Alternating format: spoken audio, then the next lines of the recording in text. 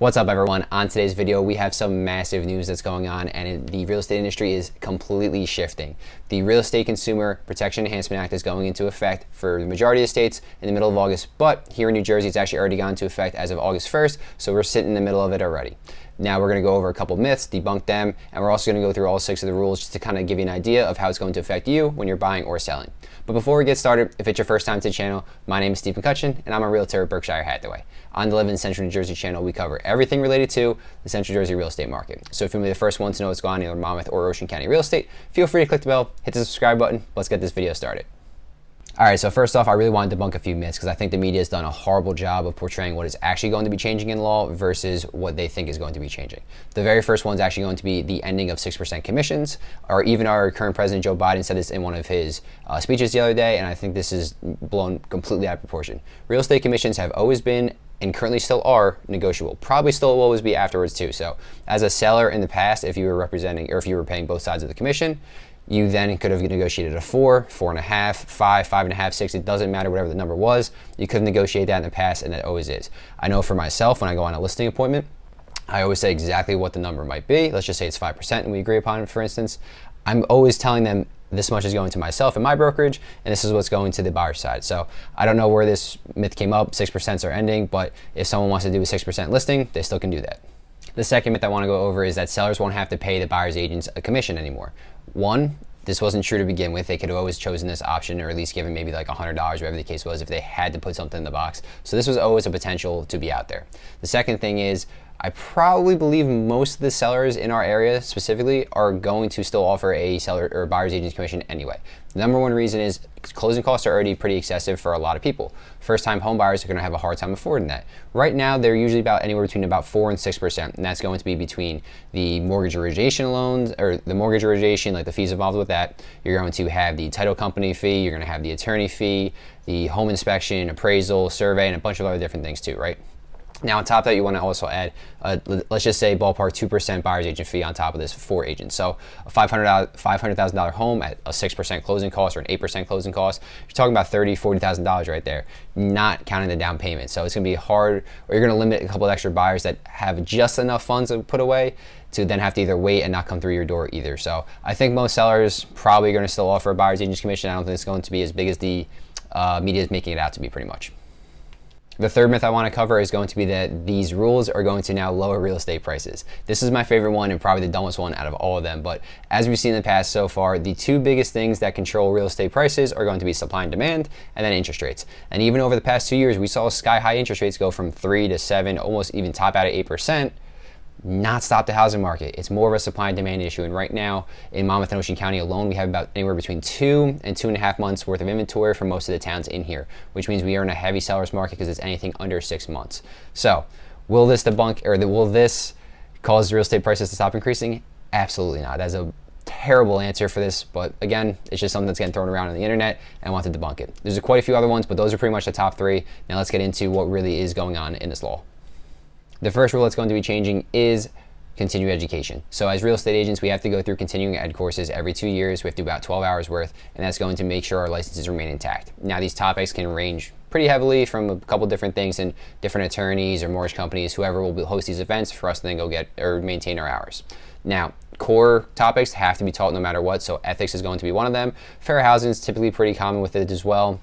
Now, agency is going to have to be included as its core topic for these 12 hours. What is that course exactly? No idea yet, haven't taken it, and I don't even know if they really have a agenda for it yet either. So, but we'll eventually find out what that is realistically on a scale of 1 to 10. This is going to be 1 and how it really directs you or impacts you as a consumer. The second law that's going to be changing is open house representation. So as you, the buyer, walking through an open house now, either at the front door or on the sign-in sheet, the person that's hosting the open house has to let them know who they are representing in this transaction. Kind of thought that was self-explanatory. Most of the time, the listing agent is going to be one at the open house, but some agents are busier than others. Maybe they have multiple listings going on at the exact same time, so they're at one open house and they have to have someone fill in for the other one. So I do get that. That could possibly be why this rule is going into effect. But realistically, I think we can all pretty much figure out that, hey, if I'm the listing agent and I'm at this open house, yeah, I'm looking out for the seller's best interest. That's pretty much about it. Thought that one was self-explanatory. I guess not, though, but maybe throw that out as a 2 or 3 out of 10 for you. The third law that's going into effect is going to be the seller's disclosure. So this is going to be a packet that most sellers will fill out. It's about like 8 pages, maybe, I don't know, 70 questions on it, give or take. And they're all basically pertaining to the home itself. So, how old is the roof? How old are the utilities? What's included in the sale? Those kind of questions. But before it wasn't necessarily mandatory, now it's going to be. And realistically, it was pretty much common practice anyway. Most of the sellers in our area, especially if they've lived in the home, filled out this packet for us and let buyers know that, oh, okay, the roof is going to be 10 years old, hot water heater is 3 years old, the appliances are all going to be included minus the washer dryer, something along those lines. Now it's going to have to be mandatory. So even if you've never lived in the home, you have to fill this packet out. So let's say you are inheriting a property, your parents just passed away, unfortunately, and now you're taking over the property, you have to sell it, you have to fill this packet out. You have no idea how old the roof is or anything like that. Or if you're a bank putting a foreclosure on the market, again, same concept applies there. So what has to happen, it's mandatory that to fill this out now. There's a box that literally says unknown for all these options. You literally are just gonna have to check that off anyway. So realistically, no impact whatsoever. Again, it was common practice beforehand for sellers to fill this out. And if it wasn't, it was pretty much the same reasons of why I just mentioned, or maybe a couple, one or two that I might have missed. But again, maybe like a 2 out of 3 on the importance scale for you. The fourth law that's going into effect is compensation will no longer be disclosed on our multiple listing service anymore, or MLS for short, if you hear me say that throughout. So anytime a listing agent would put a home on the market, it would go on our MLS, and then in the description down below, it would have that let's just say the total commission agreed with the sellers was 5%. They split it 2.5 to the seller's agent and 2.5 to the buyer's agent. That was previously known going into a transaction. Now, that's not going to be a thing. That field is not going to exist. But there are some ways around this. So on social media, I can go on there and say these sellers are cooperating with the buyer's agent, or I can even have signage out in front on the home. So where it says where the little for sale sign is, I could have on top of there like a little header on there saying sellers are negotiating with the buyer's agent for a commission. So those are possible as well. The other outcome is that they aren't going to offer a commission, and the buyer's going to either have to come out of pocket for it, so just directly through their closing cost, or the other option is that the buyer's agent could write in an offer for the home, and then on top of that, put in a commission that they want to be paid through the sellers as well, or they're not going to be a deal upon it. So it could go either way here. I don't know exactly how it's going to play out just yet. Like I said, I think most sellers will still offer something, but again, that's going to directly impact you as buyers. And I put that one, I don't know, 5, 6 out of 10 pretty much. The fifth law that's going into effect is that designated agency now exists all across the country. Previously, this was done mandated state by state. New Jersey was actually one of the states that did not allow designated agency, but it did allow dual agency. Now, these two are going to be different.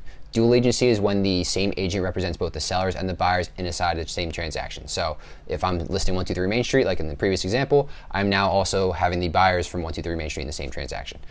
I think that kind of creates a conflict of interest. Listen, I make double the money, so for me it's more beneficial and I don't mind it.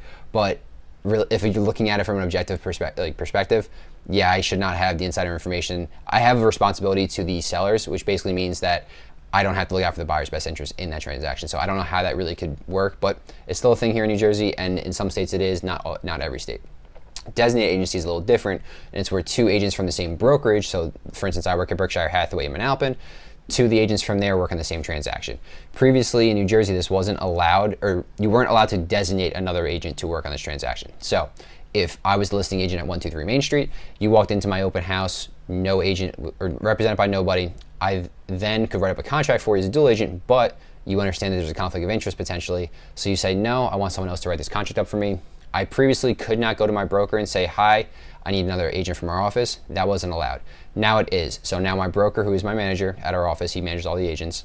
He can go to someone, let's just say Joe Schmo, and then me and Joe Schmo can then work on a transaction together. He'll represent the buyers for this transaction, and I'll represent the sellers. It used to be that this could be some type of collusion, share insider information, and not look out for the best of your client's ability. I guess that's kind of changed now because we now have exclusive buyer agreements. We'll get to that one in our next point. And you have to represent your client to the best of their abilities on the buy side and then obviously on the selling side too. So I guess with this agreement in place, they think that the collusion won't be happening as much. So we'll just have to kind of see how that plays out. If I had to put this one on a scale, I'd say 7 out of 10. This is pretty important. And I actually kind of like the designated agency a lot better than dual agency. And I'll get to that a little bit later too. The sixth and final law is going to be changing, and I'll spoil this one for you. It's definitely a 10 out of 10 of importance, and that's going to be that buyers now have to sign an agreement with a brokerage and an agent in order to be represented. Previously, this only had to be done by the seller to go list their home on the market, but now buyers have to do it. There was always a packet to be doing this, so this is going to be our packet right here. It's about 5 pages or so, and it just kind of lists out a bunch of details on it. This was always a thing, but it was never used. It was very uncommon to go see. So What's in here is kind of a little different. You're going to have a term of a contract, so it's going to represent how many days, just like a listing, how long it's active. You're going to have what kind of agent will be representing you. You have two options, either a buyer's agent or dual agent if the opportunity arises. So a person that's going to have the listing and then they bring you as the buyer, like I mentioned before. Then you're going to have compensation on there, how the buyer is going to be paying out their agent. We'll talk about that a little bit later. And then on the last part is going to be that the duties that the buyer's agent is going to have to do throughout the entire transaction. It's literally listed right there. There's probably about 10 or 11 of them, give or take. And then there's obviously going to be many more that could be placed on top of that. But those are going to be like the main four on that packet. And it's kind of nuts that like this is completely different from anything we've ever seen. For example, us as agents are now legally required to get this buyer agreements in place and signed before we can even go show you a home. Has to happen. Also, let's just say I'm hoping an open house on 123 Main Street. You walk in as a buyer, unrepresented again. Now your agent's not with you, and you ask, "Oh, how old is the roof?" I can't even tell you because then I'm acting in a buyer's agent's capacity. So I could maybe, if I had that seller's disclosure filled out, I could then show you, oh, you know, all the information's on this. Go, feel free to look at it if you want. But that's pretty much about it. I can't go tell you when you're coming into an open house. You pretty much just gotta walk around now. It's really not gonna be much of a conversation if you aren't represented by somebody. So those are kind of like the little nuances to this packet, this rule, and like what's going on. I'm sure things are going to change. You know, we're in August 1st when I'm recording this. So we have 5 more months to the end of the year. I'm sure by next January, we're going to have some adjustments made to it and whatever the case is. But for now, that is literally the law for us. Then the biggest question is going to be how the compensation works. So when you sign this agreement, you're also going to agree upon a compensation with your agent. Let's just say I'm working as your buyer's agent. We agree upon 2.5%. If the sellers are offering 2.5%, it's a wash. No one has to make up the difference. I just make 2.5% upon this closing. If the sellers, for instance, are only offering 2%, but we have a 2.5% agreement, then the buyers are going to have to then make up the other 0.5%. The cool part is on the other side of things, let's just say the sellers are offering a 3% commission to buyers agents. We have a 2.5% agreement in place. You actually get the extra 0.5 because the way it works now is the sellers would then hand the money to the buyers and the buyers pay their agents. It's like another step in between, whereas it used to just go straight from the sellers to the buyers. So the buyers would actually net that extra 0.5 in commission. So basically this agreement is just going to say who makes up the difference. The way I perceive it, how most agents are going to work this is basically on a transaction by transaction basis, or a house by house. If the sellers are going to be offering 2%, they'll write up the agreement for just 2%. Or if they're offering 2.5%, they'll just write it up for 2.5%, whatever that number is. I don't see many people going behind that, but again, that's how I'm probably going to work it. I think that's the easiest way to do it. The only kind of way that's going to come into play is maybe the sellers are only offering 1%. That's really not enough for any agent to go out and be working, unfortunately. So maybe then you're gonna have to come up with something with the agent, with your buyers, or like I mentioned before earlier in the video, you can write into the contract and negotiate upon it, putting in an offer. So that's pretty much how the conversation is going to work. It's a little nutty now, but that's just what we're dealing with. And again, I'm sure things are going to change within the next 6 months or a year. After all this, what's my opinion? What do I think is going to happen in a real estate market? How are things going to change? Well, I think the next 5 months are going to be a nice little experiment. Previously, so we have a couple different MLSs in our area, right? So I belong to Monmouth and Ocean Realtors, Bright MLS, All Jersey MLS, and there's quite a few other ones. Bright has been doing this for quite a while already, and I forget the exact statistic, but I think it's like 99.2% of sellers are still offering a buyer's agent commission, even though they could have been doing 0 the entire time, and it has to be disclosed to them, just like this new rule is. So if they're still doing that, I more than likely see that there's not gonna be too much of a change on that aspect. Again, there might be a few extra sellers that want to test the waters to see, oh, this is a cool new rule, let me see if I can take advantage of it, and something along those lines. But more than likely, probably doesn't change in that aspect. I don't think, at least. The one thing I do like, I really enjoy the designated agency. I think that's going to be much more helpful. Dual agency is up for debate. Some states do outlaw that right now. I kind of agree with that. I listen, again, I would love to make extra money on the transaction. It's just kind of wild to me that I can represent both sides to the best of their interest, which I can't, right? I have a fiduciary responsibility as a listing agent to work with the seller's best interest. So as a buyer's agent, if there was literally a pecking order, sellers are 1, you're coming in at 2. That's just how the system kind of works right now. And imagine if you were a lawyer and you had to defend, you were the lawyer for the defense and the plaintiff, how would that work? That doesn't really make any sense, does it? So I like designated agency. I think that's important. Not disclosing the commission, realistically, it's more of an annoying step that I have to go take now. I'm not going to impact my life really too much or too drastically. It's just a little bit annoying, whatever. So I don't foresee much changing.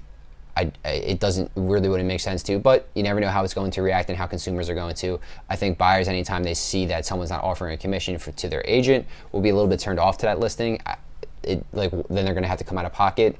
And we've been in the same type of relationship or same type of system for, I don't know, the last 30, 40 years or however it's been. So I think the buyers are going to react a little bit negatively to it, and if they have to come out of pocket versus the sellers just constantly doing it anyway. And plus, if you bought in the past, you're just trying to kind of double dip in that sense. You had someone else pay your buyer fees. Now, why wouldn't you just do the same? So that's just my take on it. Feel free. I'd love to hear what you think in the comments down below. But with that being said, if you're looking to move to the Monmouth or Ocean County area, feel free to reach out. All my contact information is down below in the comments and description. So whether you're 1 month, 3 months, 6 months, even a year out, it doesn't matter to me. Let's just get you on the right path towards your real estate goals. And if you're looking to move to a different part of the Central Jersey area, feel free to check out a couple videos popping up and hopefully help you out a little bit too. Have a great day.